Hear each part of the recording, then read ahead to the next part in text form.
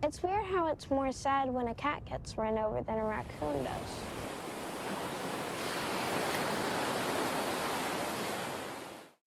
I think this started as what could have been an amazing season and then ended up falling kind of flat.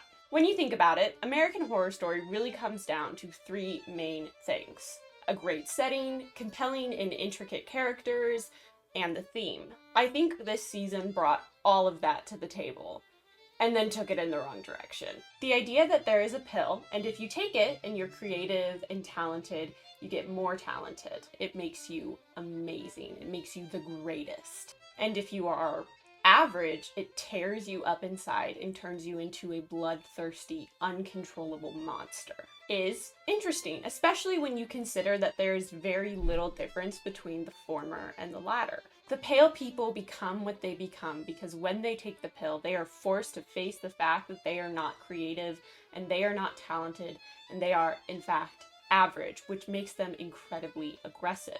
However, when you really think about it, the talented, arrogant people are also aggressive. And they are also blood-sucking monsters.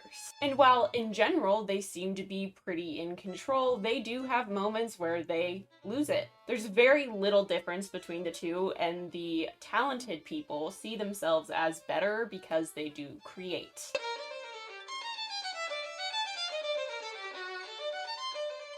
In my opinion, the story is centered around the fear of being average, and how most of the characters were willing to sacrifice anything to be great. Some people truly have this fear and it manifests inside of them and takes over. Others, like Karen, are content being average and just want to do what they gotta do to get by. I mean, fuck it, Karen would be happy with a slightly better situation. So with all that said, why did this season fall flat?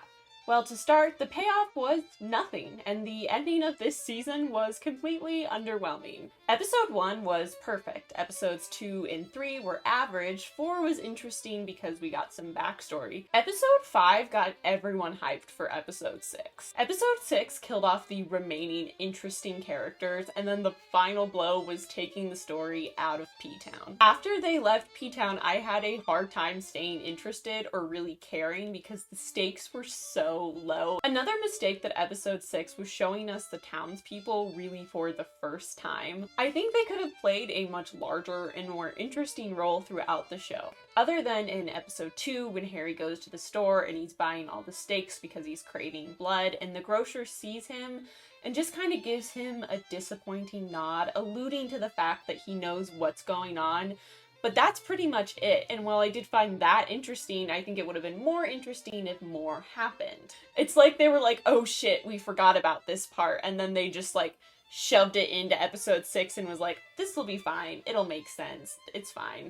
I think this season would have been better if it was AHS Filthy Rich. Like, looking into the sacrifices made to be so great, to be so rich, to be so on top of society. This could have been like a look into the fucked up things rich people get into, because as we know, they get into some fucked up things, but instead it was just kind of like little teasers here and there. And I get they couldn't really do a lot because of the pandemic, but there are still just ways they could have made this better. I think one of the things that I really liked about episode 1 is when Belle feeds from Mickey without killing him, supposedly also mentioning a time before that where she did that. I think the story would have been more interesting if they continued to show what the relationship between the talented and the donors were, and they kind of like carried that along rather than this weird murder plot thing that ends up happening that, again, doesn't really end up mattering at all. So why don't they use donors that they just regularly take blood from? Like, I really think killing drug addicts and all of that stuff is not as interesting as getting donors or buying blood. They could have just expanded on that more. Well, okay, let's say as far as buying blood, you need connections.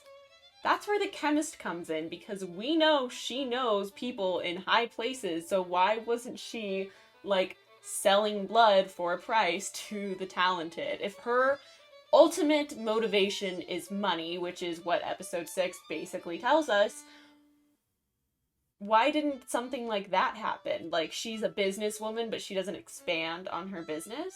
Speaking of the chemist, why doesn't she work on a pill to fix the pale people? Speaking of pale people, we know the first pale person got his jacket from Lark, but where did the other pale people get their jackets? Because it's not like one pale person can tell another pale person to go to Lark's shop to get their jacket. Did they all just, like, migrate there naturally? Or, like, what's the situation with that? Like, there are just little inconsistencies and plot threads that aren't tied up at all. And while we're on the topic of the pale people, why don't they attack the townspeople? But almost every time a main character who hasn't taken the pill is just out and about, the pale people show up. Going off that, the gardeners get attacked twice in the first 2 days of being there, and the chief just waves it off.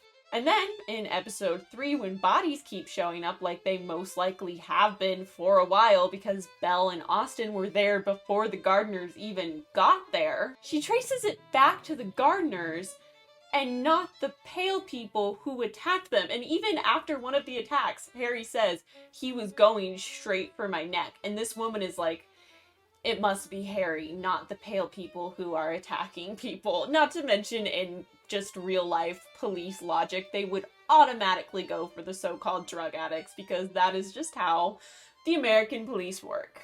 Another weird little plot hole is how urgent it is to get Eli, the baby, back from Belle after she takes him. Which doesn't really make sense because other than telling Alma not to eat the baby, it's just a weird thing to say. Which doesn't make sense because besides telling Alma not to eat the baby, they really don't seem to care about Eli until Belle takes him. Like, we never see them carrying the baby around or, like, interacting with him. He's almost always shown just, like, in his crib, and it takes him a hot second to realize the baby is gone.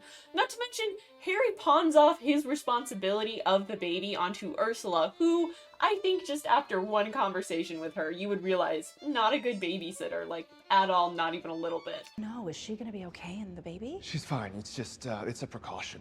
Oh, good. Okay, because I didn't come all this way to deal with emotional shit. You know, you want that, get a manager. So getting the baby back feels like more of an obligation than something that Harry actually wants to do. I have very conflicting feelings about the story, which is why I'm not going into great detail. So I do want to talk about a scene in episode 2 that I really liked. In episode 2, Mickey and Karen are looking at one of Karen's paintings. And Mickey says they should just take the pill because they are creative and talented people. And they start talking about what they would do when they're rich. And it sounds like what a child would say if they were talking about being rich and famous. I can make all those assholes at the market and at all the bars and make them kiss my ass instead. I'd buy the supermarket and then I'd burn it right to the ground.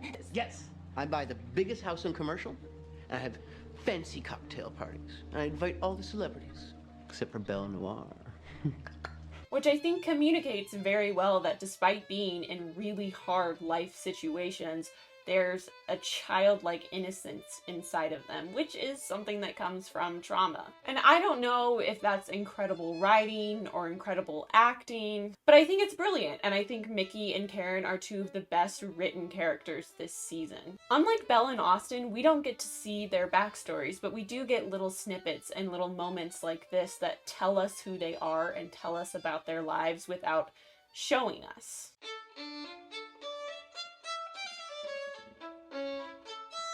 Sarah Paulson and Evan Peters are probably two of the strongest actors on this show. I seriously don't understand why Evan Peters hasn't won any awards yet, because on this show specifically, he's shown that he can act like such a wide array of characters, and it's incredible. And the same with Sarah Paulson. She can act her ass off, which is why I think it was so rewarding to see Sarah Paulson as an executive producer and Evan Peters as a producer on this season. Sarah Paulson's character, Karen, kind of serves as a moral compass this season. Karen knows exactly what's going on and is the only person that tries to warn Harry. Again, bringing up the townspeople. The townspeople didn't even try to warn Harry. In fact, when you really think about it, the 2 times Karen tries to warn Harry, a townsperson is there to kind of usher her away and just, like, brushes her off as a crazy person. Despite being in a very difficult life situation with her being a drug addict and her being homeless,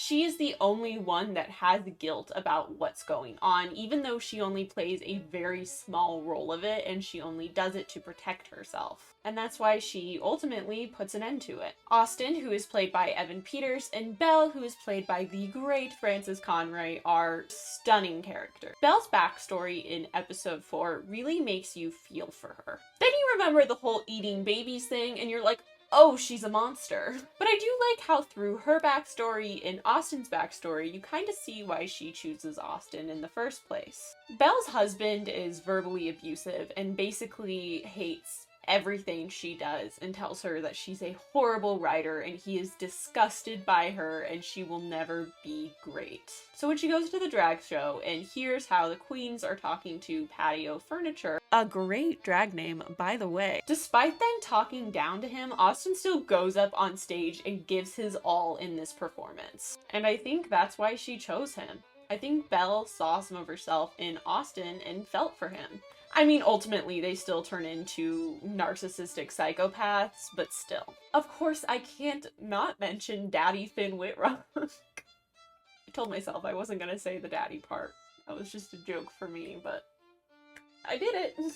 Finn Whitrock is also just an amazing actor, and I would love to see more of him in American Horror Story. I think he's only been in 3 seasons, Freak Show Hotel, at the end of 1984, and now Red Tide, so 4 seasons, but I also really enjoyed him in Ratchet. I think he plays Harry's character really well because Harry is just a guy who wants to do what's best for his family, but has a really warped view of what that means. Initially, he doesn't really want to take the pill until Ursula calls him and basically tells him to get it together or he's gonna lose his job. And now I do think a tiny part of that was him being like, oh shit, I have a family, what am I gonna do? There is another part of me who sees this as a more selfish decision, thinking if he can't finish this pilot, he's going to fade into obscurity. After he takes the pill though, he realizes his potential, and the arrogance and the I'm better than everybody attitude takes over, which is why he ultimately puts Alma above Doris. It is hard for the talented to see average people as anything other than objects. Before Alma takes the pill, Harry is seen being annoyed by his daughter, and he has that outburst right after he takes the pill.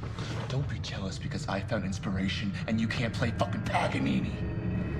But after Alma takes the pill, she is extraordinary and Doris is just average.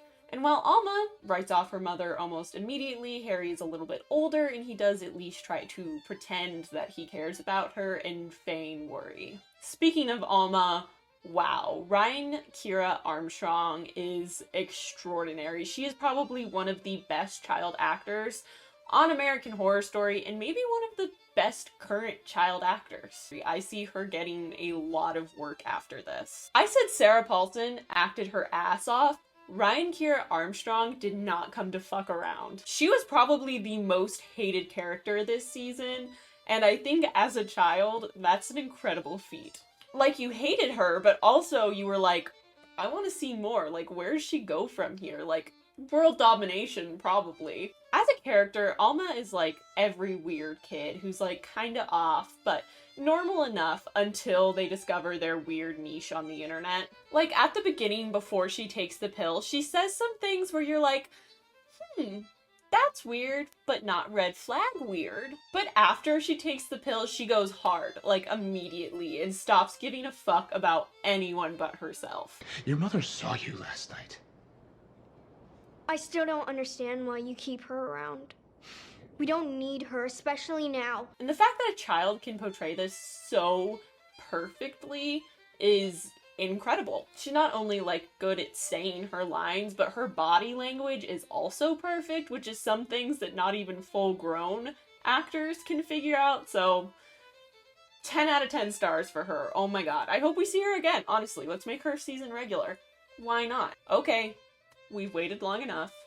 Let's talk about Macaulay Culkin. I think when it was announced that he would be in this season, most American Horror Story fans were just like, oh, yeah, duh, why wasn't he here before? I've been following him since he kind of like most recently stepped back into the spotlight. His podcast is hilarious. Every interview he does, he's charismatic and weird, and it's wonderful. Mickey was a very endearing character from the moment he stepped on screen, and while I do feel like we got a fair bit of him, it still didn't feel like we got to see enough of him. I think they could have utilized his character more, and going back to the kind of like the talented feeding off of donors, I feel like it would have been at least interesting to see maybe Harry approach Mickey to feed off of him or something like that. I would have loved to see kind of more of a dichotomy between those two characters, because Mickey doesn't really interact with Harry very much after the first scene, and I think they could have been two very interesting characters to spend more time on screen together.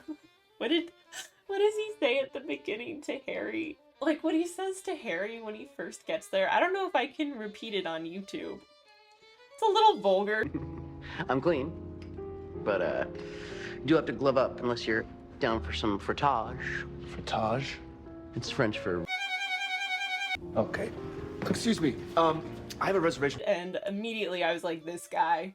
This is the guy. This is the character I care about, because he's just funny. After taking the pill, he does get the side effects that everybody else gets and becomes incredibly arrogant and puts probably the only person that truly cares about him in a very difficult decision, and ultimately it's his downfall. Talking about characters and actors is taking up way too much time, so I'm gonna kind of speed round the next few of them here. The chemist.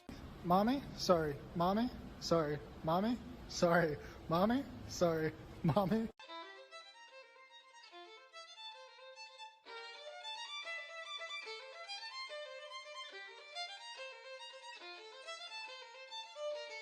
Adina Porter does not get one of the more interesting characters this season, but I do think she is an incredible actress. There is, in general, thinking about this season and past seasons she's been in, where she just acts very differently than your typical actor. She puts something different into it. Like, there's just something different about her acting, and I love it. I think it's incredible, and I think very rarely do you see something like that. Leslie Grossman played another variation of the same character she plays in every season, and she did it amazingly. I do like that most of her characters almost seem kind of like the voice of the viewers. Like when all the other characters seem like really deep into the scene, a Leslie Grossman character will say something just like out of pocket, and you're like thinking it as the viewer, and everybody else is like, you're not supposed to act like that in this situation. And I do really love that about her character and about her acting in general.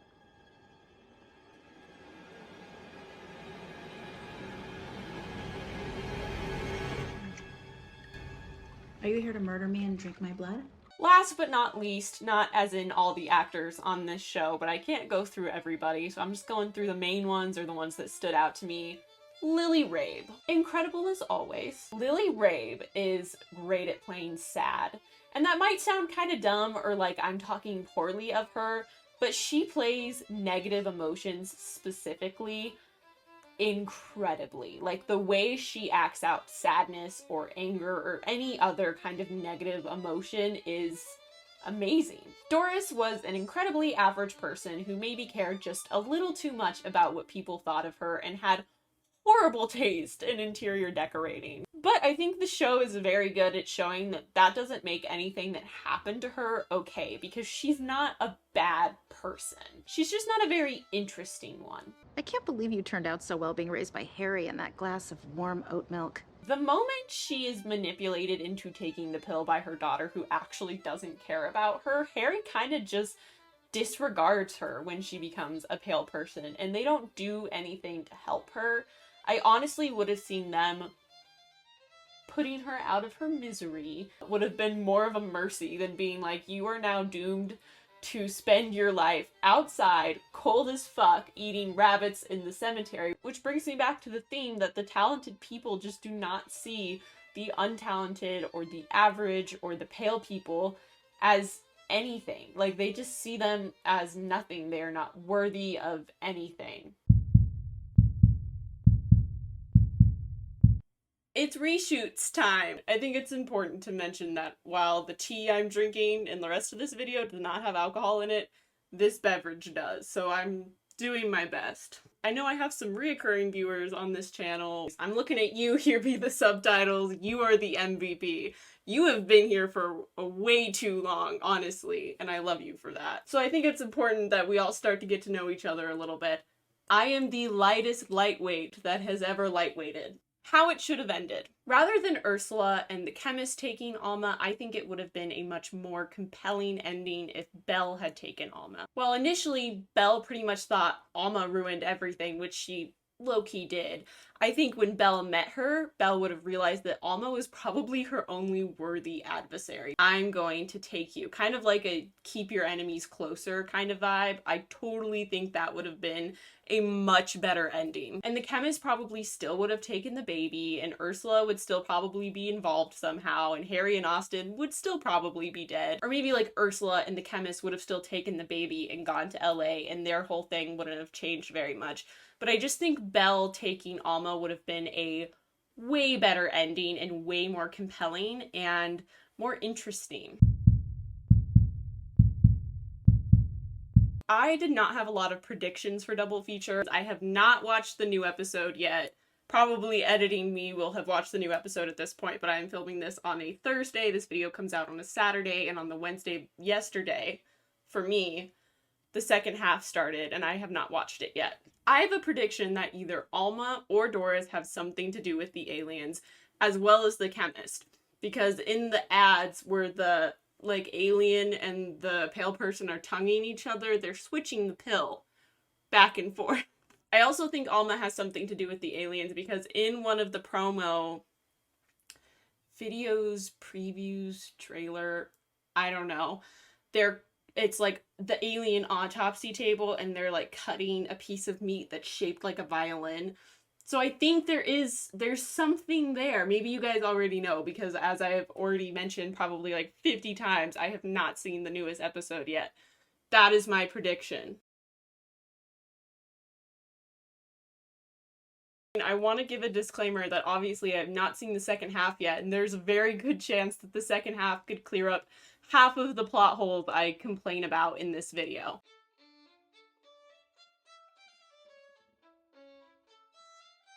The aesthetic of this season is probably the best part.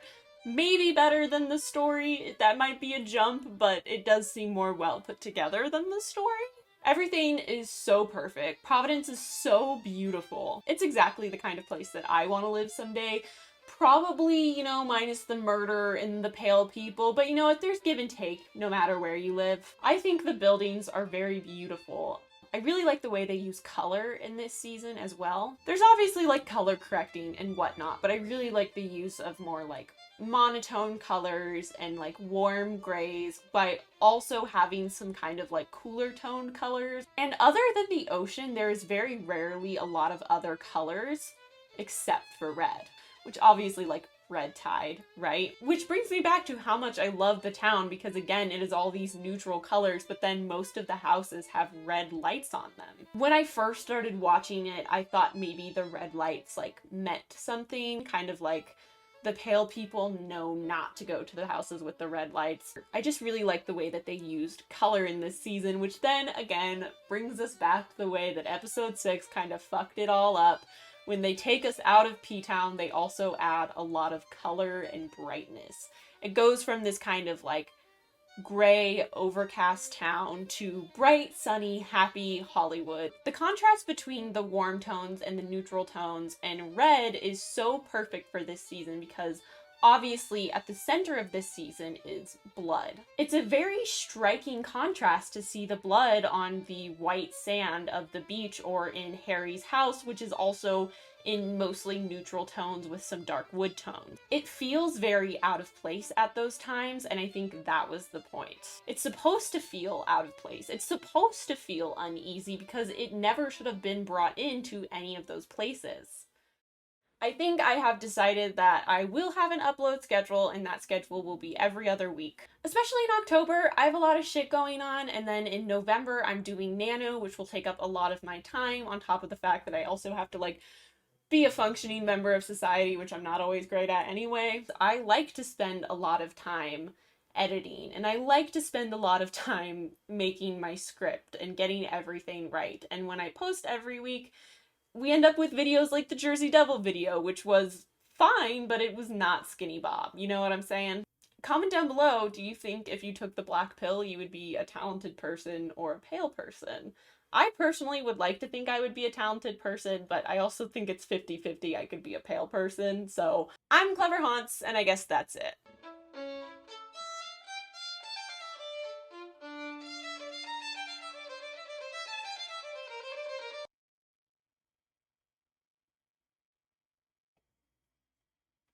I'm gonna go read now. I think that's a better drunken activity for me. Thank you.